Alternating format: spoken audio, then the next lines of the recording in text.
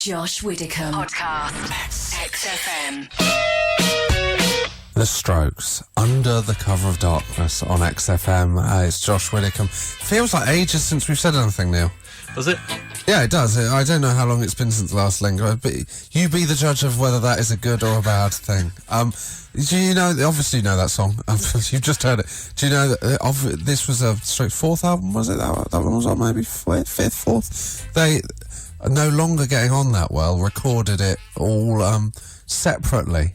So they go into the studio one at a time and just write their own bits for it over the top. Really? Yeah, no, that's true. I read an interview with them about it on a music website. I was going to plug one, but I was on xfm.co.uk, the only music website, the only source for music news. And I think if you listen to Albert Hammond Jr.'s guitar work on that, I think he's laying down just on a different song completely. I think he was just seeing how far he could push it when other people weren't in the room.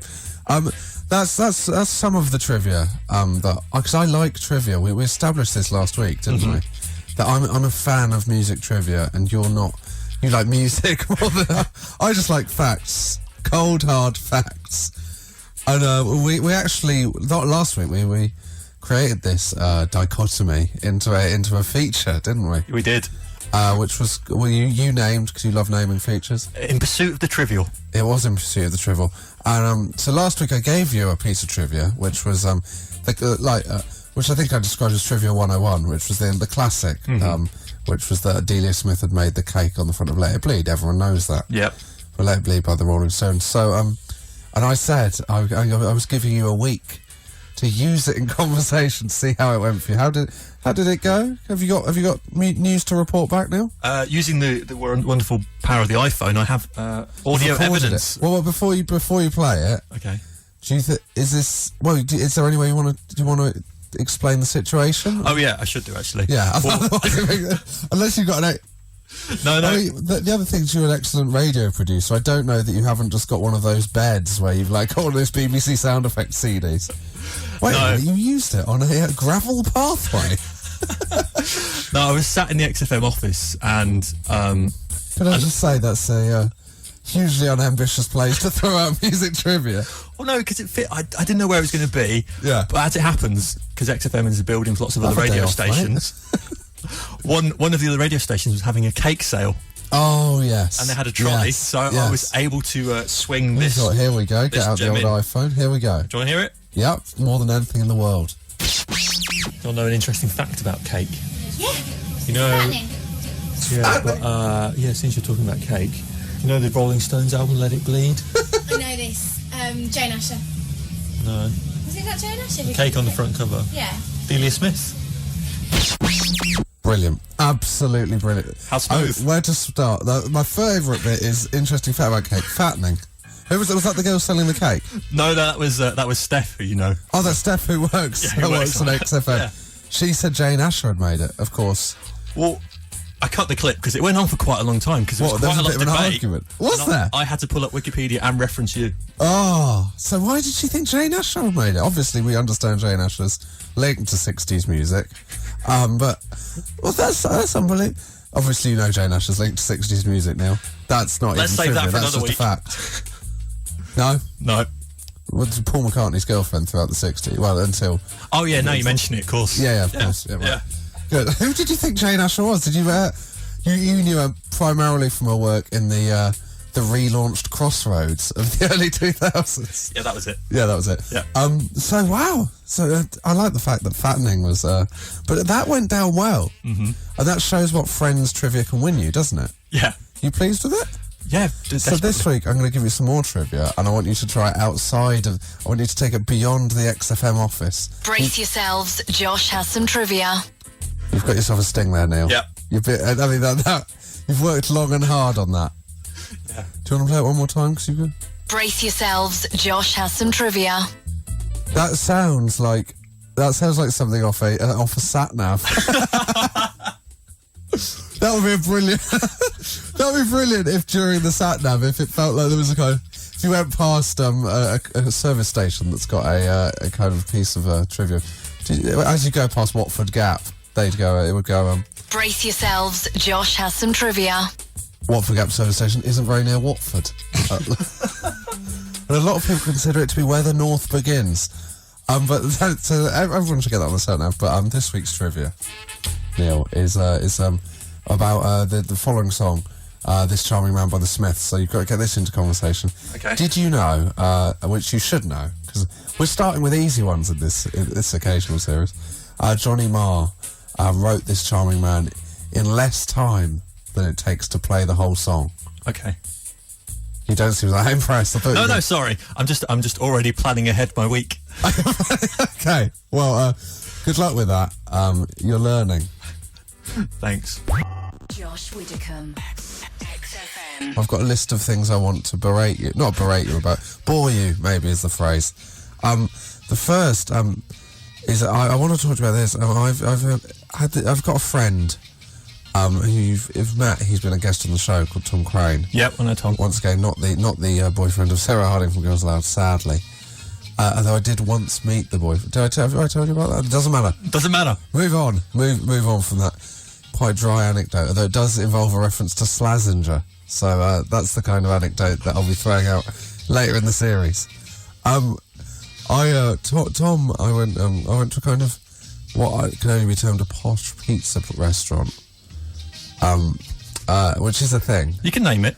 It's a place called Princhy on Wardour Street. Right. Where it kind of takes itself very seriously. Kind of place where on the pizza they won't do substitutions. Do you know what Yeah. You can get a feeling?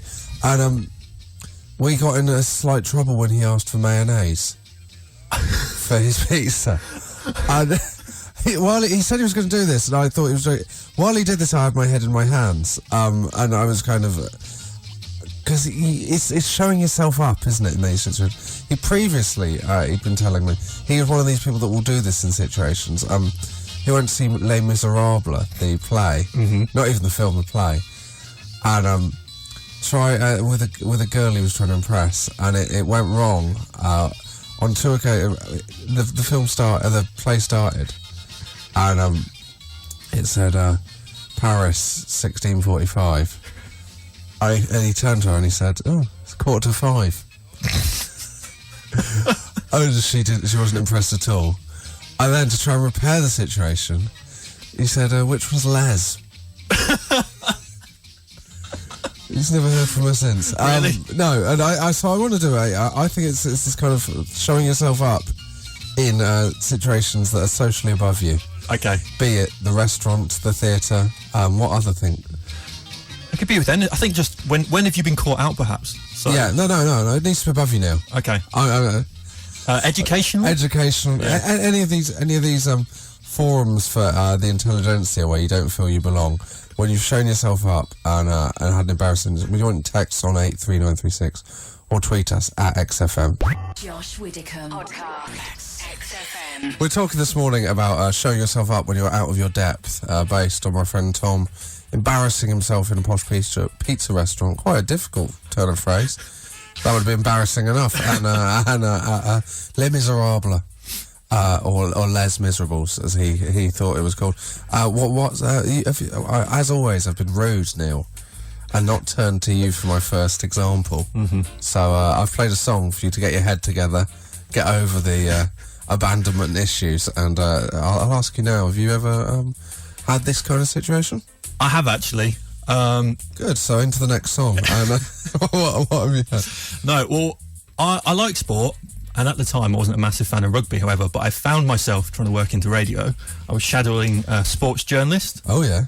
Of name? No, he worked for... I can't even remember his name now. Oh. Which is harsh. Mainly because I didn't speak to him again after this story. Oh, right, okay. So we ended up at England's training camp while the Six Nations were on. Yeah. And it was when Andy Robson was in charge. Andy Robinson. See, there you go. So I don't even like rugby. There you go. So I kind of flicked through the papers that morning, and England weren't doing very well, blah, blah, blah. So I was, we got there, and there was like a free buffet and all the rest of it. So of course, classic training camp. And this guy came... So there was a free buffet? Well, it's teas and coffees and croissants. Oh, yeah. Stuff like that. For you and the players? No, just for the press. Oh, off the press. Yeah. Oh, right. I thought it was like at the side of the pitch. No. So we're in this kind of conference room in a hotel, and I'm helping myself, and this guy comes up to me, and Bloody hell. I thought, I'll try and make some small talk with this person. Oh no! So I just regurgitated some stuff, and that was fine, and he nodded and all the rest of it. And then the press officer went, "Look, the press conference is going to start now, so I'll show him keen." So what you regurgitated at this point? Just that England weren't doing very well. It was the players kind of not understanding the manager's communication instructions. Oh no! I mean, I've telegraphed this. So yeah, I sat on the front row. Oh no! And you can guess. Yeah, I can. Who sat down in the manager's seat at the front? Word. Oh dear! And who did he point at for the first question? Oh no! Why? Yeah. So what did you say? Looking forward to this weekend. Looking forward to this weekend. Good question. That was all Good I had. question. That was and what did he reply? Yeah. He just said yes and then moved swiftly on. Oh, do you know what? You've been told there, mate. Yeah. You've been owned by Andy Robson. I was the former England manager. Yeah. Coach? I think he was coach. But obviously you had the last laugh because you're not involved in rugby union, so you're the winner. On that front. Keep your anecdotes coming in on 83936 or tweet us at XFM. Josh Widdicombe. XFM. This is XFM, this is Josh Widdicombe on a Saturday morning, and we are discussing points on which you have been out of your depth and shown yourself up. Basically, we've had a text in from Dom from Watford, which is exactly what we're looking for, which is also just a kind of branch off this, which is when you've been caught in a lie. Right. And been out of your depth on that front. Dom from Watford, this is exactly what we're... When I was at junior school, for some reason, I decided to tell my classmates I was from Sicily. Now, I have so much respect for Dom from Watford. The idea that's... I mean, obviously, the prestige of the schoolyard for being from Sicily is immense. Obviously, the mafia connections. The lemonade. Yeah. Drinking our whites, not where I come from, mate. So obviously there's a tell that presumably Dom from Watford's got, well, we don't know, but as he's from Watford, he's in Watford, he might have a Sicilian accent. I think it was, but anyway, he continues. I think it was to seem more interesting. Poor Dom. I mean just believe in yourself, Dom. Grasp the nettle. Anyway, when questioned, his phrasing. I like the way after two sentences he's done it as if he's digressed, like he's just rambled into a long kind of Peter Ustinov anecdote. Anyway, when questioned, it quickly transpired that I knew nothing about Sicily. Who'd have thunk it in the slightest, and was quickly rumbled and subsequently ridiculed. Understandably so. Although I would say if it turned out that I knew someone who'd pretended to be from Sicily, part of me would go, credit to you. I mean, as much as it's a strange lie to make up, the thought we could role play this. Ask me where I'm from now. Where are you from? Sicily. Cool. Can you tell me some stuff about Sicily? No, I can't. The role play didn't work out as well as we'd hoped. If I'm honest, if that was how strong the questioning got in the schoolyard, I wonder if Dom opened with it, or after a few years anyway, went, you don't know I'm from Sicily, don't you? But what we want more texts or tweets along any of those lines. Being caught in a lie is an extra strand we're working on today. Being caught in a lie or being caught at your depth. Just being caught, really. Text in 83936. Josh Widdicombe. XFM. We're talking this morning. We haven't really had much time to talk about it because I've just realised we've only talked about one text so far. But so many other things. So much has come up so far. But we are talking this morning about when you've been caught in a lie or caught out of your depth. And normally we do a league table. Currently we've only talked about one text. He's top of the league. That's Dom from Watford, who at school pretended to be from Sicily. Until he was such a good lie. Michael, it says Michael Decorating in Forest Hill. I presume that's not his name, but the activity he's doing. We'll call him Michael Decorating. Michael Decorating tweets in, I told my new schoolmates my dad was Brian Robson. parents' evening was lame. Brian Robson, of all the people, such a disappointing.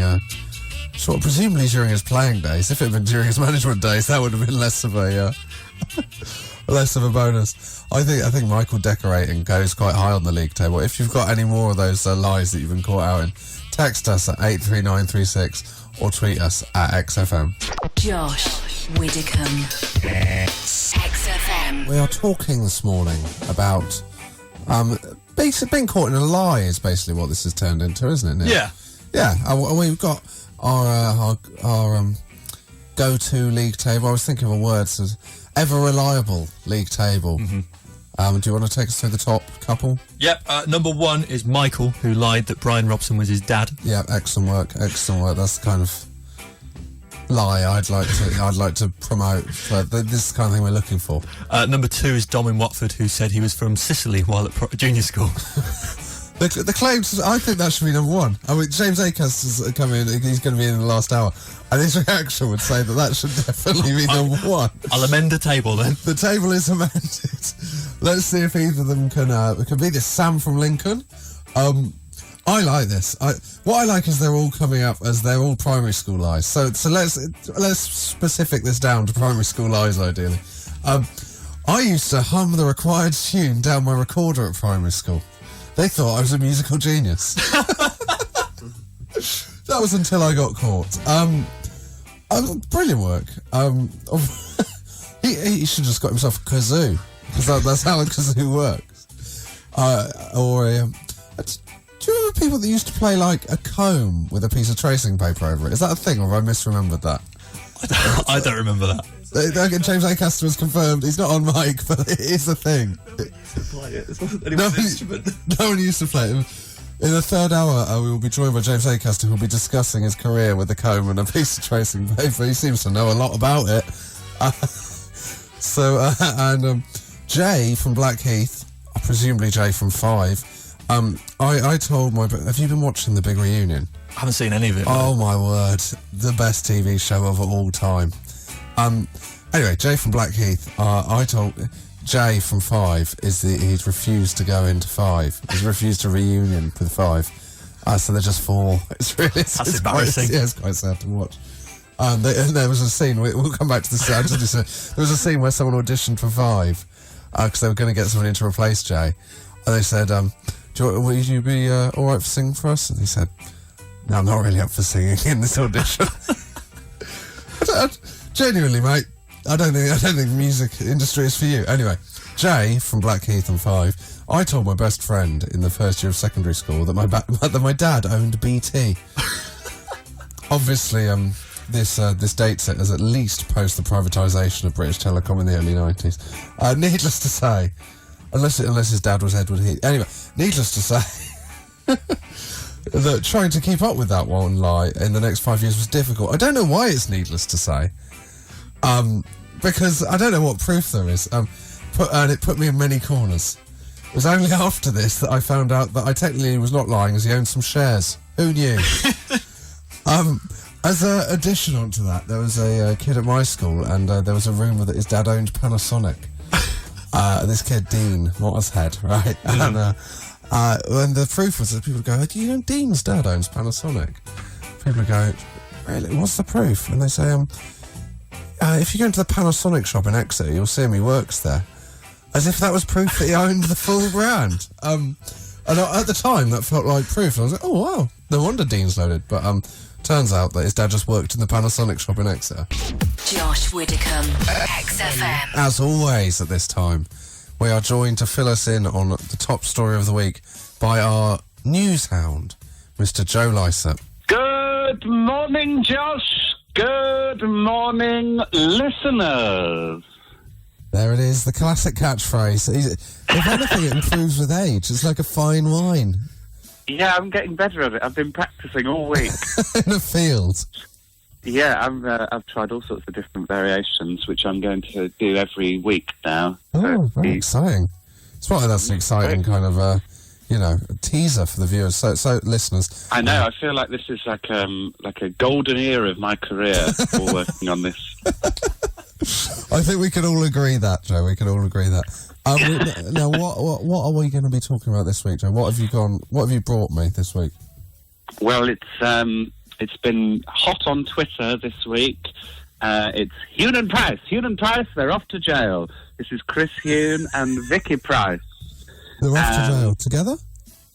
No, I think they're being put in different jails because they bicker a bit. You know, they get they don't get on. It'd be annoying for the people in the jail because they'd just be like, "Oh, what have you done with my shoes?" All of that sort of stuff that they bicker about. What I think is very interesting about this, Josh, I take you back to 2004. And there. Jay-Z's hit 99 Problems. Yes. One of the lyrics in it is, "Well, you was doing 55 in a 54." And I think that Jay-Z is some sort of prophet. Because the lyric originally, I believe, was, "You got 99 problems, and the 100th one I've blamed on my wife." But he had to change it. So it's very interesting, isn't it? That Jay-Z is fascinating. I mean, do you think Jay-Z knows the Huhnes? I think they're big fans of the Huhnes, and it's a real shame because I know Beyonce got on very well with Vicky Pryce when they went for double dates. And, you know, it's that awkward thing when, like, you've got a friend and then they split up with their boyfriend or girlfriend and you sort of can't really remain friends with a boyfriend or girlfriend because you have to show loyalty to the original friend. So I think both Beyonce and Jay-Z are really sort of struggling at this point. With I can imagine. I can imagine. Was that so? What's going to develop? Are they in prison for a long time? Well, they're both in for 8 months, but that will probably be reduced down a bit because that's how jail works. If you're kind to people in jail, like if you show like a level of like niceness, they're like, "Oh, all right, isn't that bad?" And they let you out. I think that the whole thing's very tragic though in a lot of ways because he sort of didn't really do anything that bad. He told a lie, which obviously he shouldn't have done, but then his life has been ruined as a result, and obviously friendship with Jay-Z and Beyonce. Which is the main prize. It's a bit of a shame, and I think people need to be a bit nicer about it. Yeah. Okay, well, is that your... We normally ask you to sum it up in a line, but I think you've done it there. Do you want to do that one more time? Let me sum it up again. Stop being so horrible. There it is. That's my summing up of that news story. Thank you very much. Everyone chill out. Thank you very much, Joe. Do you want to do your catchphrase at the end as well? Goodbye, rather than hello. I could do, couldn't I? You could, I think we should. Farewell, listeners. Have a good week. Josh Widdicombe, XFM. Clubfoot Sabian, and before that, another song on XFM. What was it, Neil? Jake Bug. Jake Bug? Was it Jake Bug? Yeah, seen it all. Thanks. Well, I know you have, mate, but what was the name of the song? Lovely banter. I did. You could do that with any... yeah, what was the name of the Sabian song? Clubfoot. No, it's just the way I'm standing. I mean, this is absolutely lovely stuff to set you going just after midday on a Saturday, and we are joined by James Acaster. Hello, James. Hi, Josh. What's your favourite song? It smells like Teen Spirit. Not even my favourite song, just I knew it'd be funny. Yeah, very good. You're that good. Welcome, James. How you been? Yeah, pretty good. Yeah. Keeping well? Yeah, very well, thank you. Any news? Had a haircut. Had a haircut, yeah. And pleased with it? Well, I told you, but you know that I'm not fully satisfied. it's a little bit long at the back, but it'd been... I've not got a mullet, listeners, but like he'd already like cut it once and showed me it. I said, "Bit more off the back, please," and then again, and it was the third time. It's too late. It's too late by then. It's like I was saying, it's like how much more was he trimming off? A little bit each time, but he had loads of stories, so he kept on telling me stories. Which one? What about the England football squad in the 1980s? Well, welcome, James. We're talking today, as you're aware, about lies you get caught in, particularly at school, and or just lies that people have made up at school. Yeah. And you've presumably Been racking your brains. I never told any myself, but one kid, I got some Teenage Mutant Ninja Turtles bubble bath for my birthday. Yes. And obviously, I couldn't go into school without running my mouth off about it until then. No, I thought I got you it go to school posted. without it. And Who fancies a shower after sport? Cowabunga? But one of the kids told me, "Oh yeah, I got that for my birthday, and it's amazing because you put it in the bubble bath. Like, you put it in the bath, and then the turtles rise up in bubble form out of the bubbles." And he told me all the poses they were all doing. Yeah. But so I sat in the bath. Well, you believed him. Yeah, I believed him. I sat in the bath just looking at the bubbles intently, waiting for them to turn into Leonardo. Like a magic eye. Yeah, I was like, here we go. And like, at no point did it... At one point I was like, that could be one of them sitting on their back. That could be Splinter. At the very least. Krang is the only one it could be, is that brain. I mean, I'd settle for Bebop and Rocksteady at this point. Any others? As a kid who claims that his uncle invented the Twister. As in the ice cream. Not the game, yeah. No, yeah, well, that's good. And the way we tested him was by saying, name the flavours then that involved in the Twister. And he did it, pineapple ice His cream. story checks out. Yeah, raspberry the and lime of the ice, and then pineapple ice cream, which... I always presumed it was vanilla ice cream. Yeah, well, you would have been caught out on that line, mate. So you knew the answer? Yeah, we all do, mate. We all knew. Well, I think one kid knew for something. Maybe had a Twister in his bag that he always carried around with him just in case someone was lying about. In his cool box. Yeah. Hold on a sec. But, and the best one at school was because this one was really, it wasn't elaborate, so none of us caught on to it all the way through secondary school. A kid called Campbell. Was that it? Yeah, well, that's all I'm going to say. His thing was that he went to air cadets, was the thing, and he would tell everyone. And the thing is that he got made fun of for it.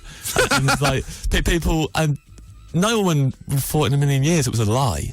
Because he did it all the way from year 7, all the way through to we were in GCSEs, and then someone called Andrew Cox decided that he was going to go to air cadets as well, just to wind up Campbell more than anything. And he turned up and Campbell wasn't there, and he said to the guy, it's like at the end of a horror film, to the guy, "Where's Campbell?" And the guy went, "Who's Campbell?"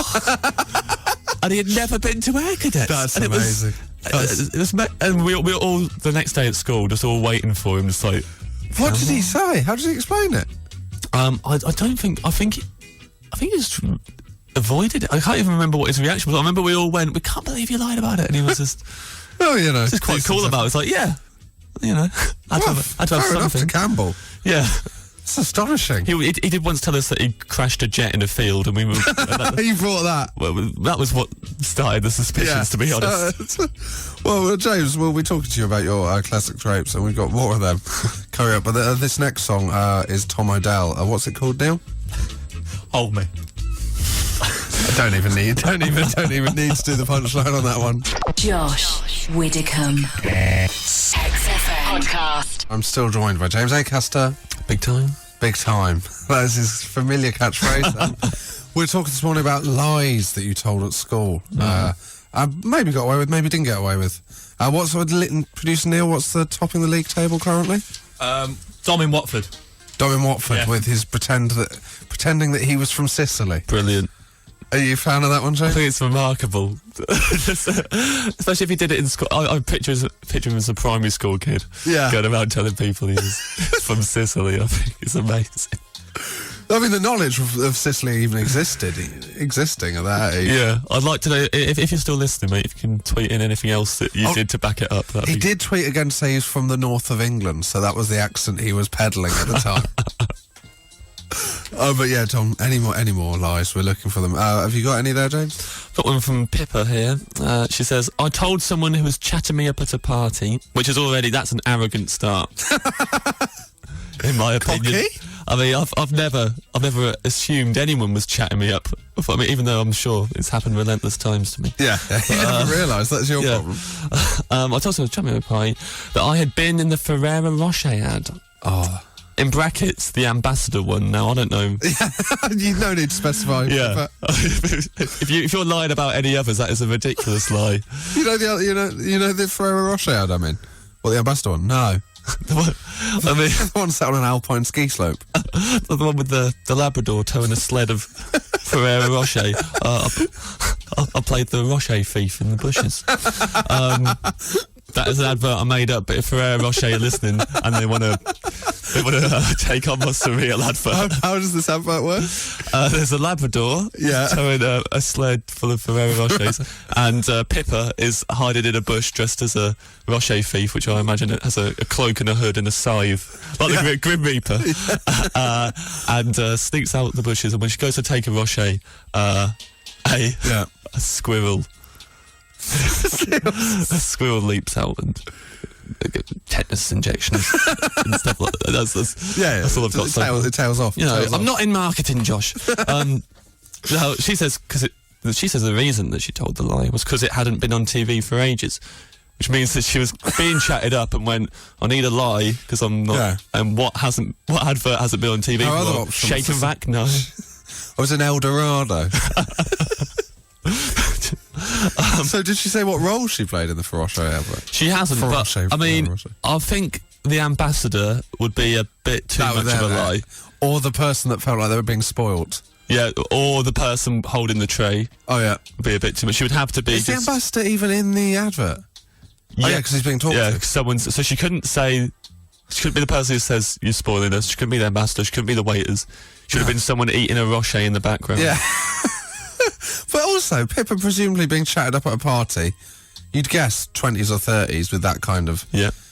And, I mean, she'd have presumably been a child during the Ferrero Rocher advert. That's true. Unless, I don't know, Pippa, she could have been... I can't believe we are going into this too much, but let's persist. The joke was on Pippa in the end, because apparently... her text continues. It reappeared on TV very soon after. So the guy was obviously... He called her on it? probably there, watching it the next morning together. The next morning when it appeared on TV. Which one's you then? Which one's you, Pippa? Storming out. Yeah, and then the dog in a sled. He jumped in it, sailed away. Don't call me again. Well, poor Pippa. I think that's the kind of admirable lie, and that's the kind of lie I want the listeners to be peddling. Neil, you've got many tasks this week. If the other task this week, if at one point you could claim that you were in the Ferrero Rocher advert to anyone, you may. If they go for it, I'll buy you a box of the aforementioned luxury chocolates. Okay, fair enough. Can that be a challenge for all listeners? That can be a challenge for all listeners. Yeah, thank you very much. Yeah, very good. Listener challenge. Yeah, claim you got that much money. No, but the winner. So what we want you to do is record yourself. Obviously, you can't fake this. If you're going to, just buy some Rocher. It's cheaper. I want a recording of you of you claiming to be in the Ferrero Rocher advert. How do they send it in, Neil? We can send it in at josh@xfm.co.uk. josh@xfm.co.uk. Any recordings of you claiming to be in the Ferrero Rocher advert to a stranger, ideally. And as editorial, are we deciding the winner? Yeah, editorial. We are deciding the winner. Yeah, we don't want a BBC scandal on our hands. There's only one winner. There's only one winner. And well, there's two winners, Neil. There's the person that wins. And there's the marketing department of Ferrero Rocher who haven't had this much of a boost in 20 years. I imagine that they're currently on the phone to Battersea Dogstone trying to get hold of a Labrador. Josh Widdicombe. XFM. This is James Acaster. Hello. Hello. We come to the crux of the matter, which is your classic scrapes. Indeed. Which has now got its own hashtag. It has. Which people have misread, but let's not go into that. Yep. Not that kind of comic. Thankfully. So is your classic scrape a scrape from this week or a scrape from the archives? It's from the archives because it's the only time that a lie has got me into a scrape. But nice. When I used to just have a part-time job in a kitchen, I would work 12 hours a week and have a lot of free time, and I would look for any way to fill that time whatsoever. Probably at a low cost, considering your income. As long as it was free. And once my dad got a letter in the post, which it just said to the homeowner, so I just opened it. That's how bored I was. Yeah, and it was an invitation addressed to my dad to a French porcelain exhibition. I'm already on board. I'm at the already Park on board. Hotel in Kettering. And I waited till my dad got home and said, "Do you want to go to this?" He said, "No." I said, "Are you okay if I just pretend to be you?" And he said, well, go on then. Yeah. But it will be a joint Christmas and birthday present. Yeah. I did hear him and my mother having a chat later on about how concerned they were about my future. He really wanted to go to that porcelain exhibition. I think something's wrong with him. He used to be filling his time, Diane. But so I went. It was in the daytime. 2 days later, and I turned up, and it was because I arrived at reception, said I was here for the porcelain exhibition, and they sent me through to this little room where there was a buffet. It was quite a lovely spread, to be honest. Yeah. But then, it was me and 10 elderly people. Everyone else was at least in their mid-70s. I was at the time, I think I was 19. Were you labouring under the kind of idea that you were David Acaster? Yeah, so I was turning up as David Acaster. Okay, you're a very young homeowner. Yeah. I was like, "Oh, hey guys, I'm pretty successful," and everyone else very old. Yeah, and understandably. Yeah. And then the doors opened to this main room. We got ushered into there, and it wasn't an exhibition at all. It was basically, there was a table at the far end of a big long room. There was a long table, horizontally. We all told to stand behind that in a line, like a police lineup. Yeah. And then the other side of that, there was. They said, which one of these people has lied? Has lied about their identity. There was like a. What?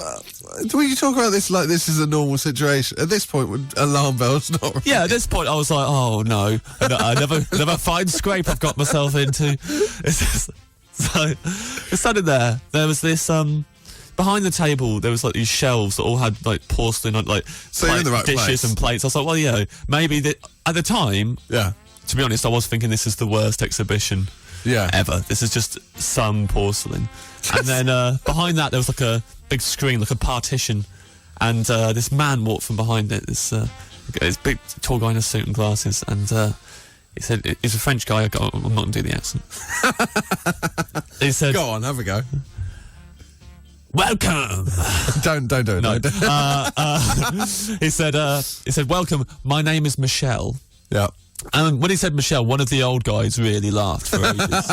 Like, one of the old men couldn't stop laughing that this guy's name is a man called Michelle. Yeah. Classic scrape. Yeah. And he said... That better not be the end of the scrape. Yeah. And then we went home. But he said, Limarche is the name of the porcelain company. And he said, it's one of the most respected porcelain companies in the whole world. You have been selected. You're a very lucky few. Oh. One of you will be walking home today with over £5,000 worth of French porcelain for free.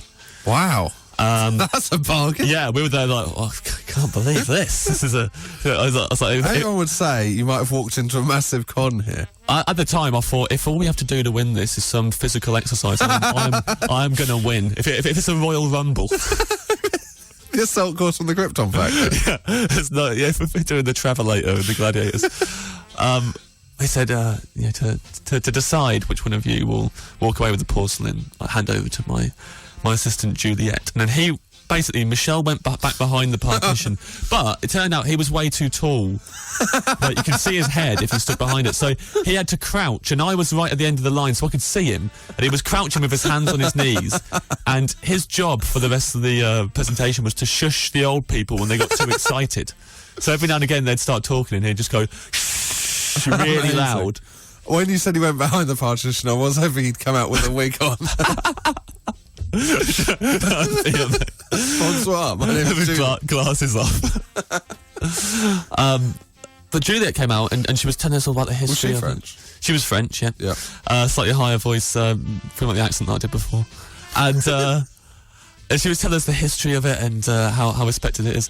And the most embarrassing bit, she got one of the plates, and each plate had like a different flower or something painted on it. Yeah. And one of them had a thistle on it. And I'm very my accent's quite lazy. I don't do th sounds. I just say f's. Yeah. And turns out there's no th sounds in the French language, so they struggle with it as well. But they make the effort. Yeah. So she went on here is a French thistle, like that. And all the old people, instead of letting it go, just went, "It's a thistle." Oh. And then for about 5 minutes, back and forth, it was going, "Thistle? Thistle! Thistle? Thistle! Thistle? And that was one of the best things I've ever seen. But she passed a plate to one of the old ladies and she said, say you get this out of your cupboard. What's the first thing you do with it? And the old lady didn't know what to do. She panicked and licked the plate. just licked it properly up. It just held it with two hands. That is a panic. Again, full on the whole width of the plate. Yeah. Well, there's no width, James. The plate's... Sorry, was it radius? I don't know. The plate. But licked it. Diameter. And then obviously Juliet shook her head and said, no, you would turn it round and you would look at the official Limache stamp on the back, and that was... Bloody hell. Quite awkward. Juliet's fun to have. Yeah. But at the end, she basically said, this is how we decide who's going to walk away with this porcelain. So she put 3 simple questions.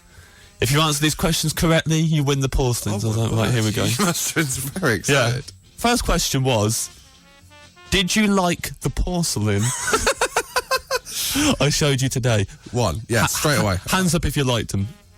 No one went out in the first round. Question 2.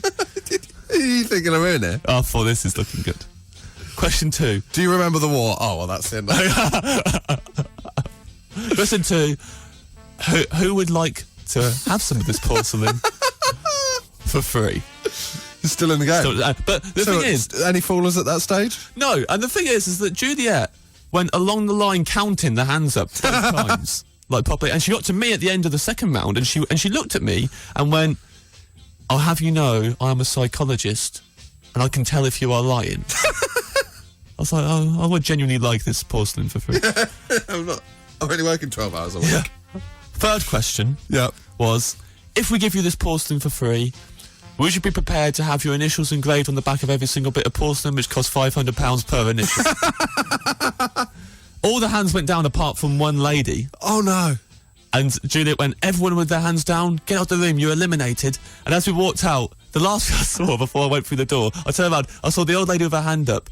Slowly, she started looking around and realised she was the only one with her hand up still. And the last thing I saw was her punch in the air in celebration. Oh, well, that is an astonishing scrape. Not so much for you as the old lady. It's mainly a scrape for that old lady. And now, every time you go to a house, you do check the back to see whether her initials are on it. And if it's the same old lady. She's licked the front. What was it, the liquor? I think it might have been. It might have been the liquor. But it felt like she had a point to prove by the end. She licks every plate to make sure the initials don't come off.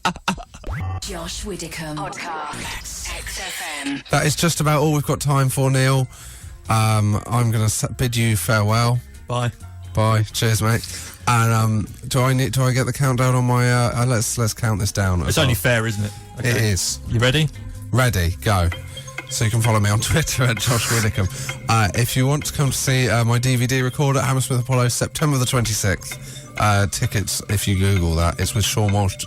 What a bargain! What an absolute bargain! And this week, the corporate Sean Walsh. Oi, it's not your time anymore, Joe. And this week, tomorrow night, Cambridge, Monday night, Glasgow, Thursday night, Maidstone, and Saturday night next week, Much Wenlock. If you're in any of those places, come along to see me live. Thank you very much, Neil. It's been an absolute pleasure. I got in exactly the right time there, didn't I? About the podcast. Oh dear, awkward. We've run out of time. Hoist by our own petard. Josh Widdicombe. Podcast. XFM.